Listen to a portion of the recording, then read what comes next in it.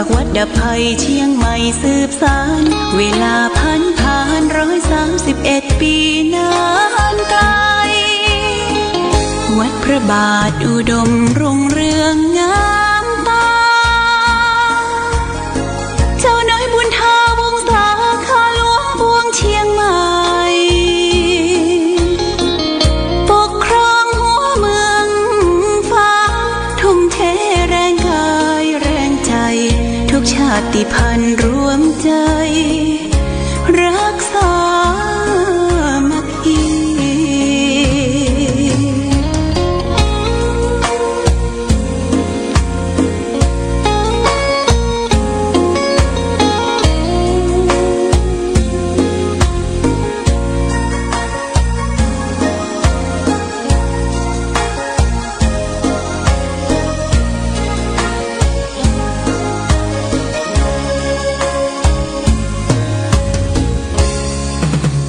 เป็นวัดร้างโบราณ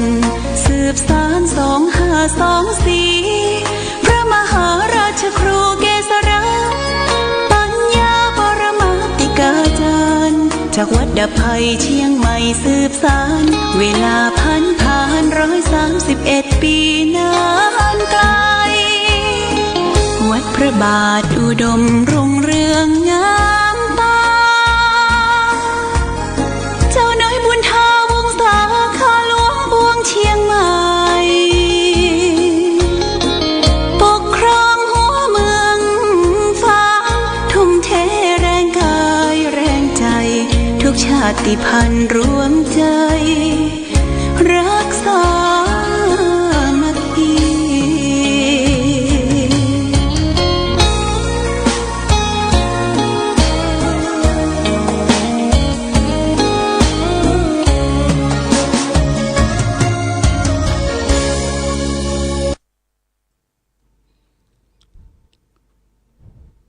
เจริญสุขศรัทธาสาธุชนญาติโยมท่านพุทธบริษัททั้งหลายวันนี้รายการธรรมประทีปส่องต่างก็ได้มาพบปะกับพ่อแม่พี่น้องศรัทธาสาธุชนญาติโยมแห่งครั้งหนึ่งวันนี้เป็นวันศุกร์ที่23เดือนกุมภาพันธ์พุทธศักราช2567ซึ่งตรงกับเดือน3ใต้เดือน5เหนือขึ้น14ค่ำญาติโยมวันนี้เป็นวันโกนวันแต่งวันดาขึ้น14ค่ำวันพรุ่งนี้เป็นวันพระขึ้น15ค่ำเป็นวันมาฆบูชาเป็นวันที่เราและท่านทั้งหลายจะระลึกถึงพุทธคุณธรรมคุณสังฆคุณเนื่องในวันสัปดาห์ของวันมาฆบูชาก็ขอเชิญชวนญาติโยมท่านสาธุชนทั้งหลาย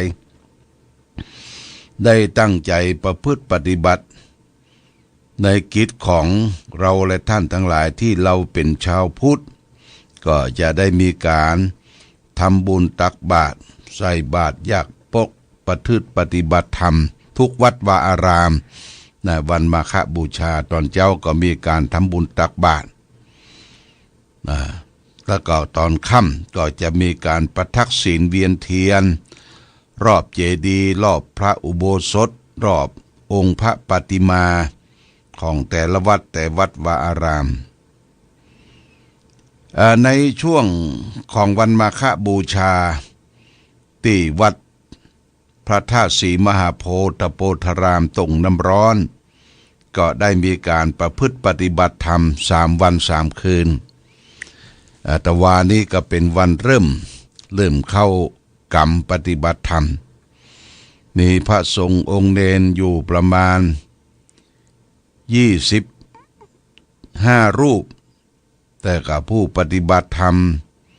ประมาณสัก30ประมาณ30ทั้งพระทั้งเนรก็ประมาณ50 กว่ารูปคนได้ไปนอนพักแรมปฏิบัติธรรม ไหว้พระสวดมนต์สวดโยโกห้องที่บนวัดพระธาตุศรีมหาโพธิโพธารามซึ่งอาตมาภาพก็ได้ไปร่วมในการไหว้พระสวดมนต์ตอนเย็นเมื่อคืนที่แล้วก็ได้จำวัดที่วัดพระธาตุศรีมหาโพธิ์ตอนเช้าก็ได้มีการไหว้พระสวดมนต์เช้าสวดมนต์แปรเดินจงกรมเจริญสมาธิภาวนาฉันข้าวต้มแล้วก็มีรถไปรับลงมาถึงวัดพระพุทธบาทอุดมก็ประมาณสัก15 นาทีนี้ก็ได้เข้ามารายการธรรมประทีปส่องต่างภาคตอนเจ้าตอนภาคกลางคืนบึดนี่ก็ในช่วงสายท้ายญาติโยมนะช่วงสายท้ายก็จะได้มาแปลงน้ำพระพุทธมนต์เพราะว่าวันนี้มีรายการอยู่ที่วัดดอนชัยวัดดอนชัยแม่แหลงใหม่เพิ่นจะมีการอบรมสมโภชพระธาตุพระพุทธรูปแล้วก็จะได้จัดงานปล่อยหลวง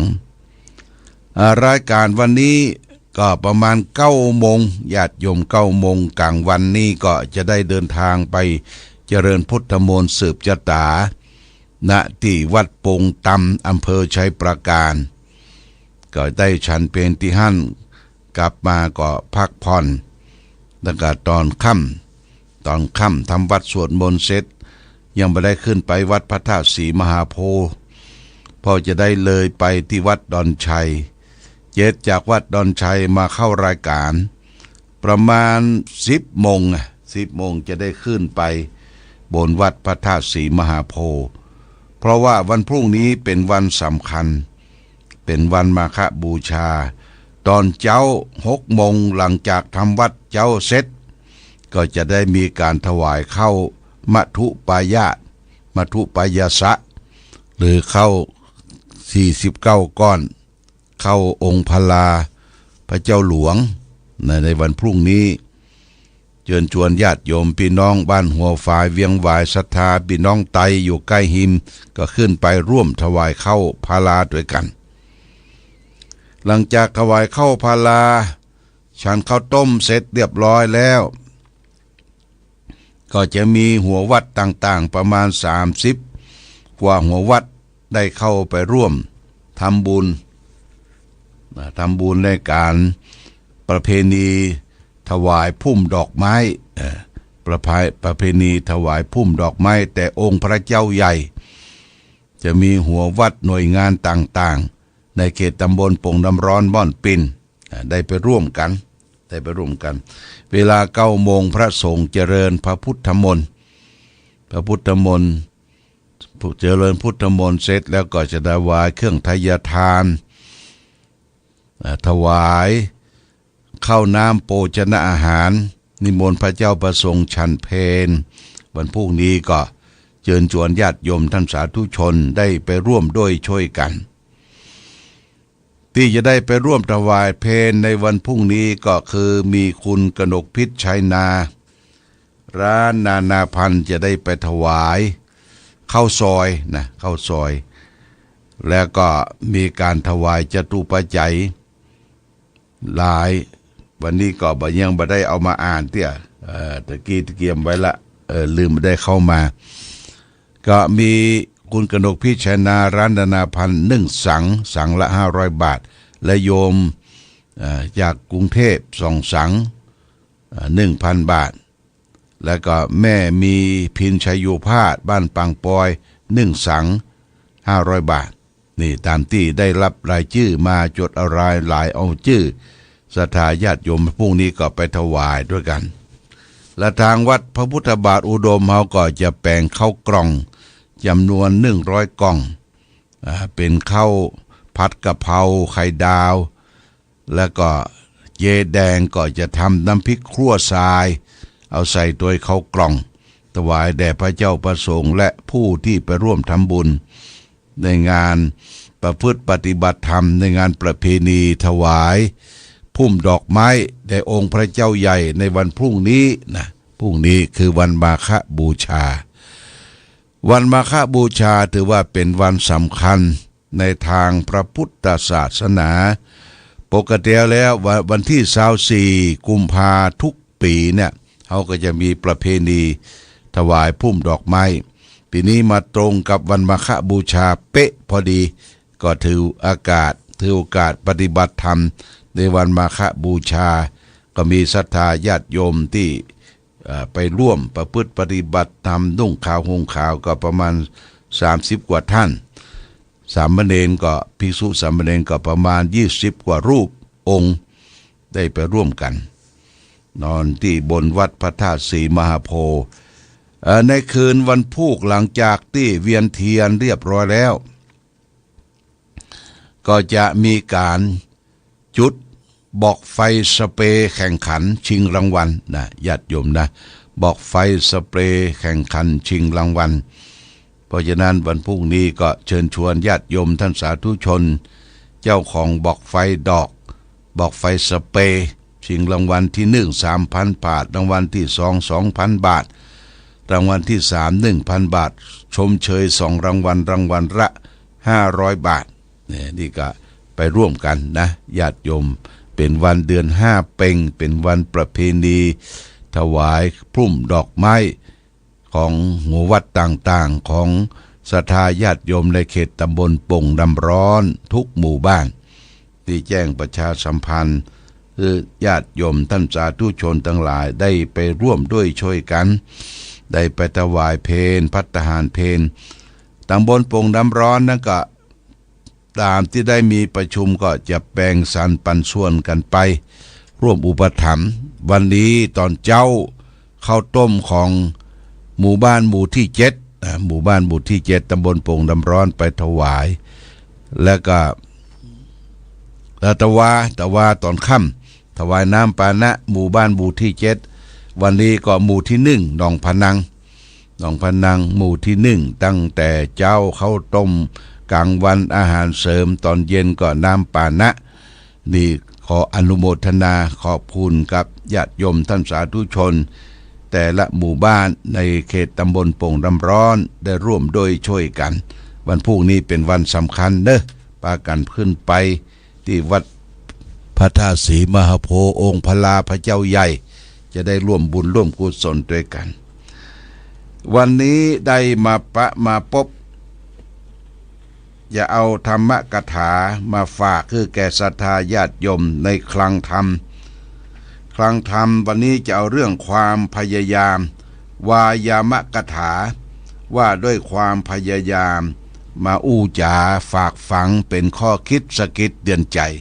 แก่ศรัทธาญาติโยมพระพุทธเจ้าได้ตรัสไว้ว่าวายะเมเทวะปุริโสนะนิมพินทายะปันติโตซึ่งแปลเป็นไทยได้ใจความว่าเป็นชายชาติบัณฑิตพึงพยายามร่ำไปอย่าเบื่อหน่ายท้อแท้อันนี้เป็นคำกลางคำพยายามนี่เป็นคำกลางบอกว่าทั้งทางโลกทั้งธรรมทั้งการศึกษาทั้งการทำงานทุกอย่างจะสำเร็จขึ้นได้ก็โดยความพยายามราชบัณฑิตหรือท่านที่มีความรู้เมื่อเขามีความพยายามร่ำไปนี่ก็จะประสบความสำเร็จอย่าไปคิดเหนื่อยหน่ายเบื่อหน่ายต่อการทำหน้าที่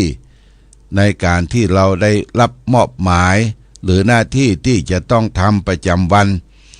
เขาก็ต้องทำให้เป็นผลสำเร็จนะเมื่อมีผลสำเร็จเกิดขึ้นผลงานจากการพยายามก็พลอยมีมาไปตุยก็ทำให้สำเร็จได้ทุกสิ่งทุกอย่างความพยายามมีที่ไหนความสำเร็จอยู่ที่หั่นความเพียรความพยายามนี่เป็นหัวใจของนักปราชญ์ท่านผู้รู้ทั้งหลายที่จะจบนำเรียนการศึกษาบอกว่าทางโลกทางธรรมบอกว่าประพฤติปฏิบัติธรรมเอาทำเพียรไปพยายามไปก็วันหนึ่งก็จะประสบความสำเร็จทำอย่างทุกสิ่งทุกอย่างจะไปหวังว่ามันเกิดความสำเร็จโดยเร็วพลันมันเริ่มต้นอยู่ที่ความพยายามนะพยายามคนไหนพยายามท ทำสิ่งที่ตนเองได้ชอบได้ตั้งใจทำและหาเหตุหาผลนั่งนึกติตรองพิจารณาผลรับผลได้เขาก็จะต้องประสบความสำเร็จในการพยายามทำในสิ่งที่นั่นของเล็กก็จะกลายเป็นของง่ายของง่ายก็จะกลายเป็นของความสะดวกขึ้นก็จะเป็นความสำเร็จทุกสิ่งทุกอย่างเพราะฉะนั้นหัวใจของท่านที่ประสบความสำเร็จก็คือความพยายามที่ในความสำเร็จอยู่ที่หั่นเฮาเกิดมาในโลกนี้ญาติโยมท่านสาธุชนเฮาบ่จ้างอย่างสักสิ่งสักอย่างแม้แต่ความรู้ความศึกษาอ่านเขียนได้ก็มาอาศัยด้วยความเพียรพยายามความมุ่งเรียนความภาคเพียรทำมันจึงเกิดความสำเร็จขึ้นมาได้บอกว่ากิจการงานอย่างทุกสิ่งทุกอย่างงานฝีไม้ลายมืองานแกะงานเขียนงานวาดงานดนตรีเนี่ยญาติโยมสำเร็จลงได้อยู่ที่ความพยายามความพยายามจึงเป็นหัวใจของความสำเร็จทุกอย่างความสำเร็จอยู่ที่ไหนคือความพอใจก่อนพอใจมีความสันทะมีความรักในสิ่งที่ตนทำนั้น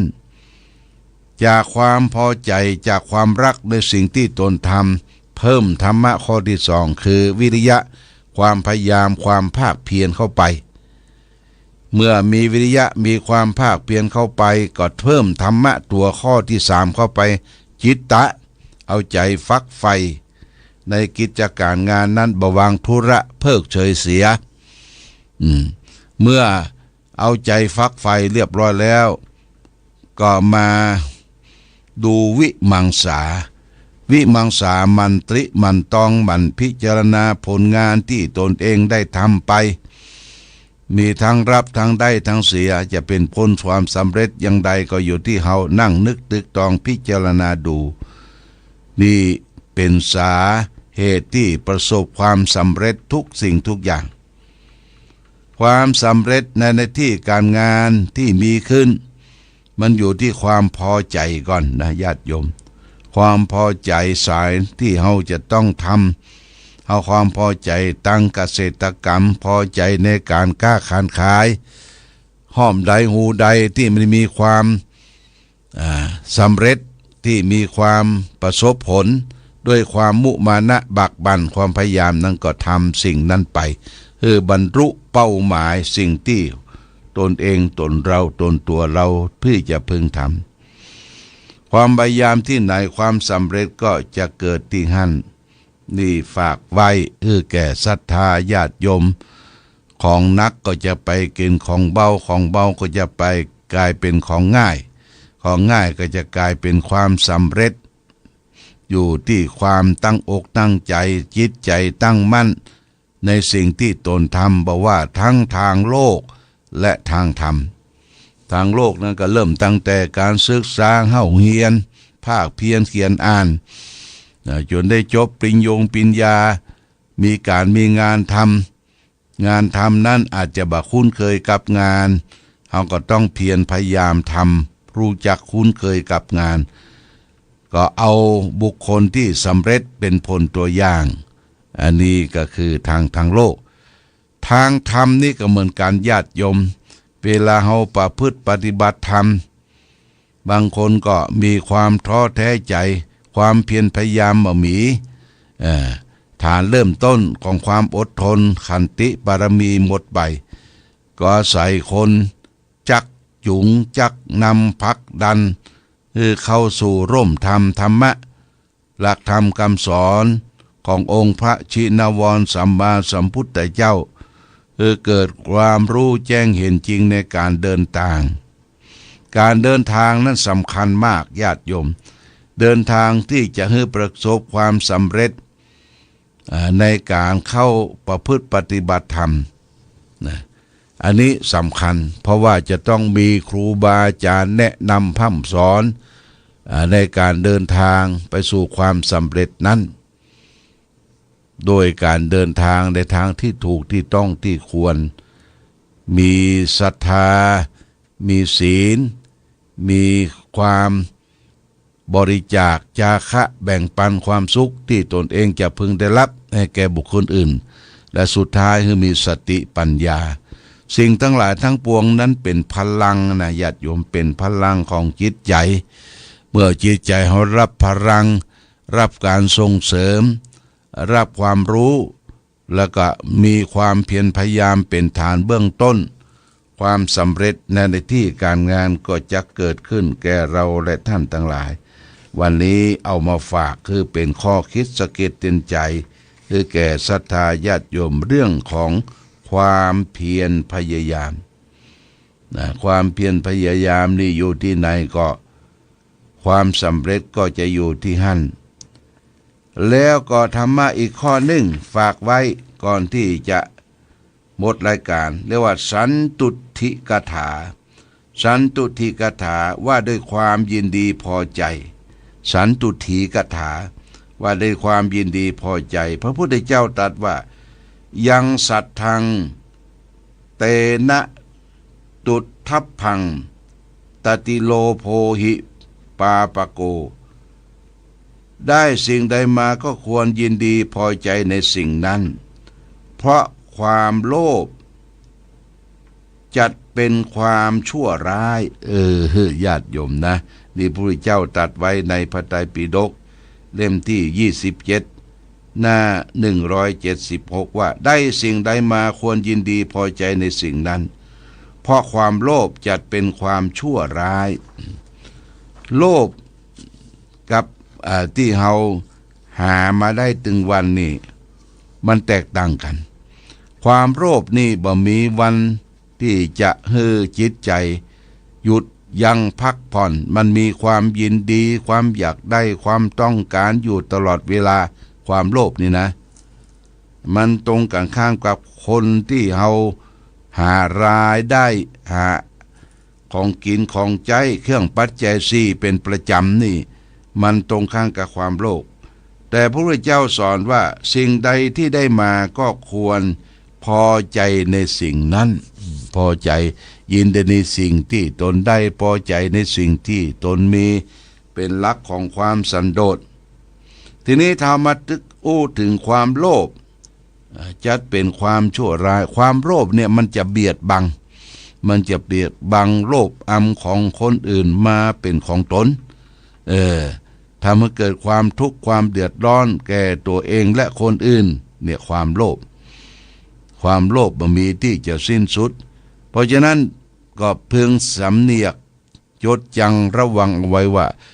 เฮ้ยินดีในสิ่งที่ตนได้พอใจในสิ่งที่ตนมีก่อนลักของความสันโดษพอดีตามเศรษฐกิจที่พระบาทสมเด็จพระเจ้าอยู่หัว